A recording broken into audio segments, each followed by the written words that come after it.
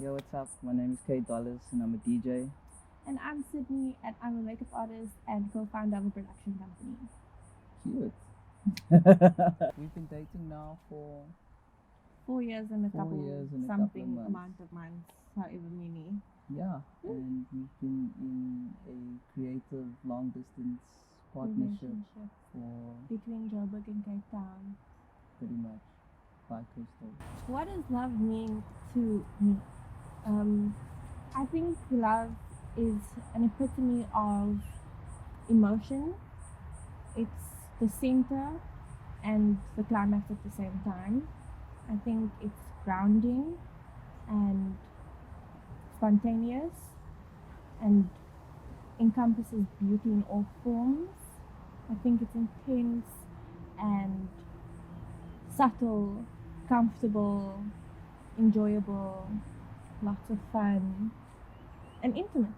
Yeah, that's what I think love is, what it means to me. Yeah.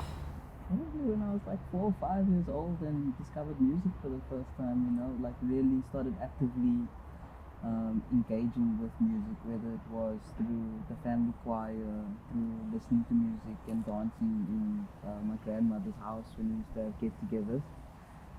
And then after that, it just kind of spiraled out of control, and it's been a lifelong love affair since then. Yeah.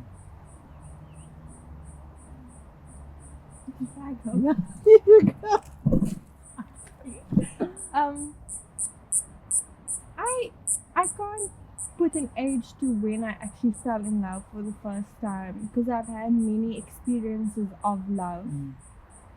I think the first time experiencing true love in its most common form was, I think, just spontaneously saying I love you to you like 1 month in.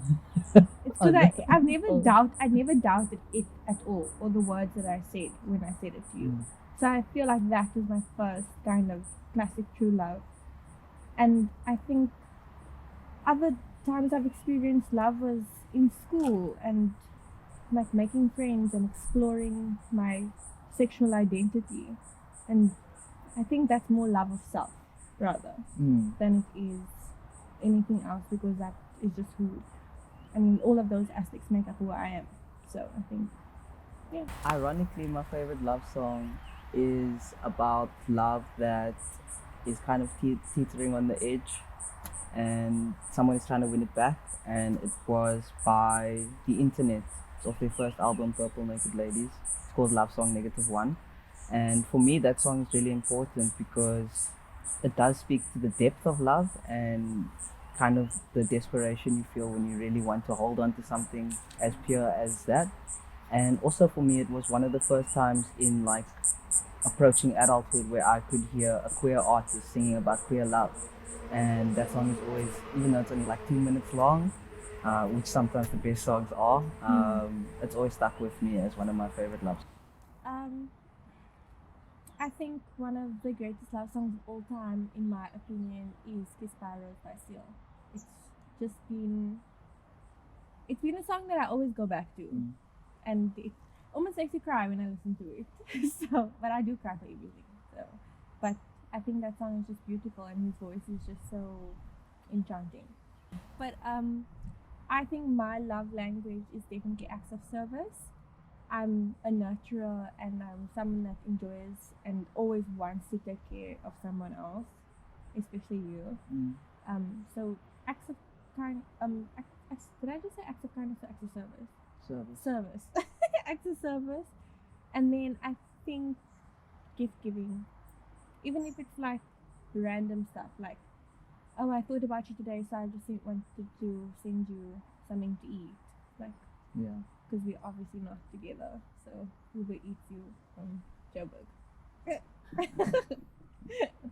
Yeah, when I think about my love language, it's definitely physical touch, being affectionate, being intimate together, and being around my partner, being able to hold you and kiss you whenever I can, and also just quality time. One of the best things that we can do together is just sit in silence and do what we do at home and in the comfort of our own space, and we don't have to be doing anything special for it to be special. Okay. True. think about who's gonna wear sneakers on the date. It's both of definitely us. both of us. Yeah. I literally cannot walk in heels for the life of me. So. Yeah, definitely us two together. Yeah. I think that we have a very similar taste when it comes to sneakers, which is why she can borrow my sneakers But because you we're the same can't borrow size. mine. Oh, okay, you do borrow mine, but Yeah. I mean, you kind of stumble in my sneakers because I got a big ass foot. The t-shirt dunks do fit nice though. Okay. They are a bit tight for me, so. Yeah. How would you? Yeah. We'll try. But the question is, how would you describe your relationship with sneakers? How I would describe my relationship with sneakers is for sure lifelong. Okay, yeah. Do you know how big those bugs are? The cicadas. Mm-mm. Yeah, they are massive. No wonder they're so long. Yeah. Okay, let's go. Okay. My relationship with sneakers is definitely lifelong. I think it was very intense for me a couple of years ago. I was touching 100 pairs. A couple years ago. Yeah, I still got about 60 to 70, I would say. And yeah, all kinds, all brands, all styles. Yeah, when my father used to travel a lot overseas when I was a kid for business, he would always come back with a pair for me. A very special pair, something that I would find online, and you'd have to hunt all of London to find them or whatever. So yeah, it's a lifelong relationship for me. I don't think that it would ever die. Yeah. I think my relationship with sneakers is inherited. I always grew up with my dad, like, not like doing the whole standing in the line because there's never that kind of sneaker culture back then, but like, he'd be the first at the store when the new Converse sneaker dropped. And that has just been so integral in our family. Like, All Stars, Chuck Taylors are just a part of who I am, and that kind of sparked my love for sneakers. And he was the first person to give me my first pair. He was the person to get my first pair of Nikes. So it's definitely inherited from colored culture and also my dad. Yeah. Yeah, and family. Yeah. My favorite pair of sneakers currently. The sneaker I think I reach for the most is probably my Air Max 90s. Yeah, I'm a big fan of an Air Max in any kind. But I think my favorite sneaker of all time could be a Superforce. Yeah, I think it's a Nike Superforce for sure. Because I love an Air Force One, but the Superforce silhouette just fits my foot a bit better. And I Yeah. got you both already. Yeah, you did. On our first anniversary, I got a Nike ID. Yeah, Air Force Air Force One. One. Yeah. Mustard with white Yeah. and it had Acid at the back. Yeah. Iconic. Yeah, I think my favorite pair of sneakers of all time. Look, I love Jordan, I love Nike, I love Adidas, I love Reebok, but nothing can really top the classic Converse Chuck Taylor for me. That's pretty much, no matter what time of my life it is, I will always have a pair of those in rotation. But in terms of just other sneakers, I would say I'm a big fan of Jordan 9s.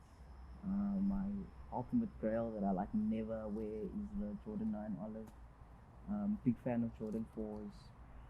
And most lately I've probably been getting into kind of different stuff, ACGs and that kind of thing. Yeah. I don't think I've ever paid resale for any sneakers. So yeah, just about 4K when they started doing remastered Jordans. Remember that? And they started pushing the price up.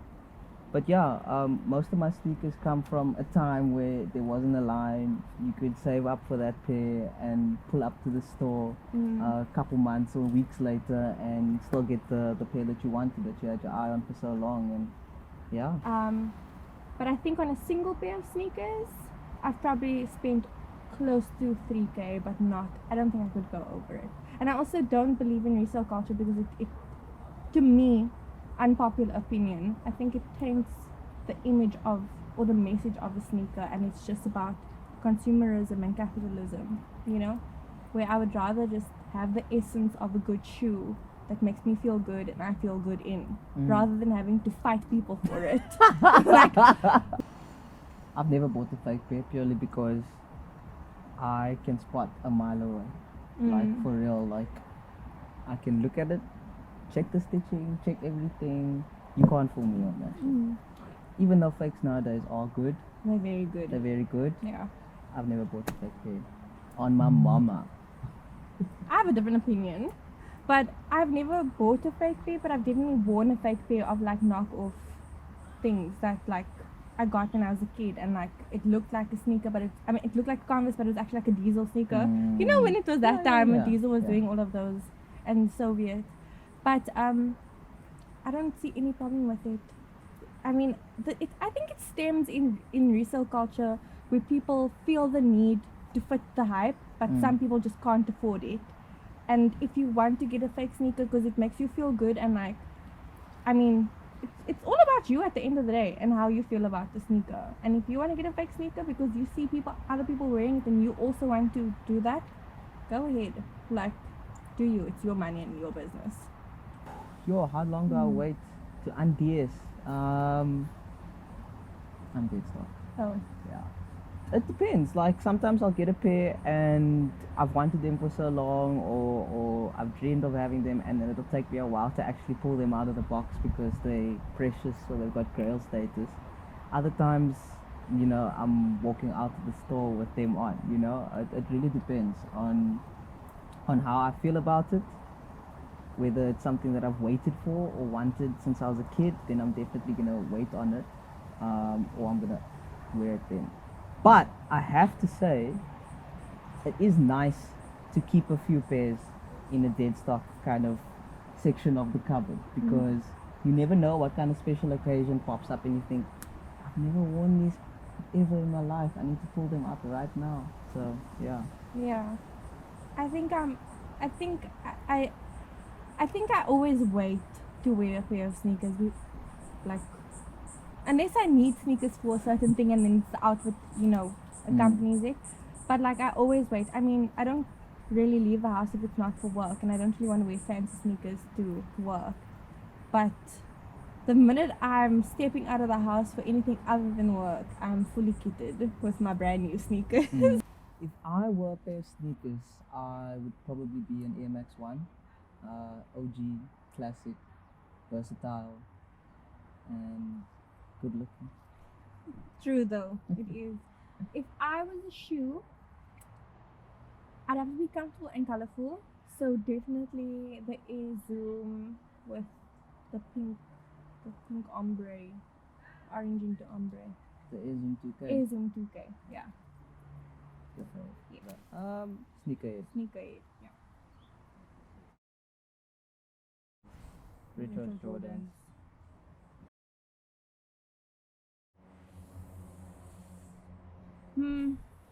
I do like a re-release, I won't lie. Yeah, I'm gonna say re-release. Yeah. OG. Fuck, all I can think about is a Lely May. Collab, for sure. Oof. Low tops. High tops. Sample. Customs. Triple black. Triple black. Yeah. Retro basketball.